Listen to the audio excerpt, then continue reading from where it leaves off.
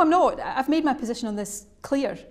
At the end of the Brexit process, not now, but at the end of that process, I think Scotland should have a choice over our own future, because the alternative to that is that we have to accept Brexit no matter how damaging it is. And just today we hear the Prime Minister talk about how damaging Brexit would be to our economy and public services if it goes wrong. I don't think Scotland should have to accept that regardless of the impact. So I think we should have a choice at the end of the process. I've made that clear.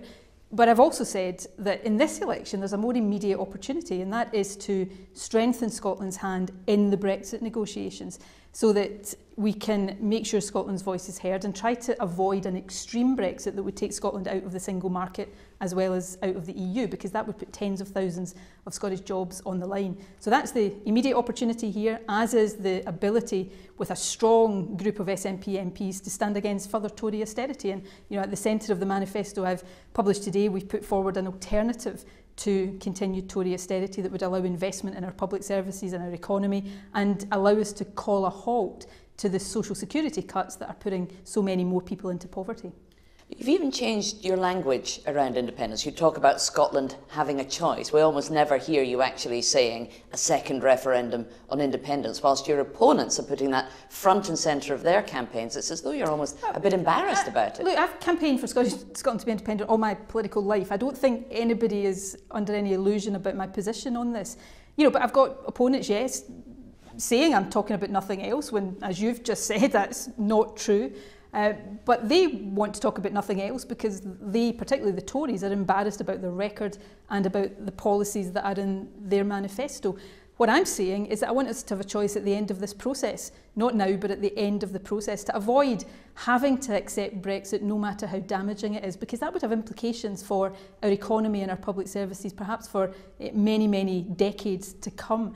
But this is a general election, and in this election I also want to make sure that there are strong SNP voices standing up for Scotland, being those voices against continued Tory austerity cuts, standing up for investment in our public services, investment in our economy, and standing up for a stronger voice for Scotland in the Brexit talks. We've seen over the past few months the Scottish Government trying to find compromise on Brexit, the Prime Minister brushing that aside. This gives the Scottish people the chance to give real democratic legitimacy to the voice of Scotland in these talks, and therefore to try to avoid that extreme Brexit that would be so damaging to our economy.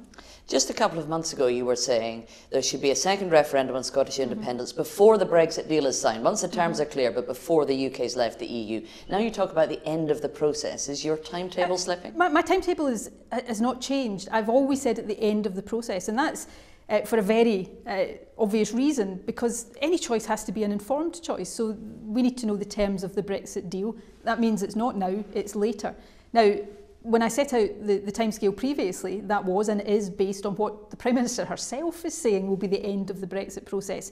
But if that changes, and I am not in control of the timing of the Brexit talks, if that changes, then I've also said that perhaps our timing has to change, because the key point of principle is not a particular date in the calendar. The key point of principle is at the end of the process, when the options are clear for people so that any choice is an informed one. So that's for the end of the Brexit process. Again, I come back to this election.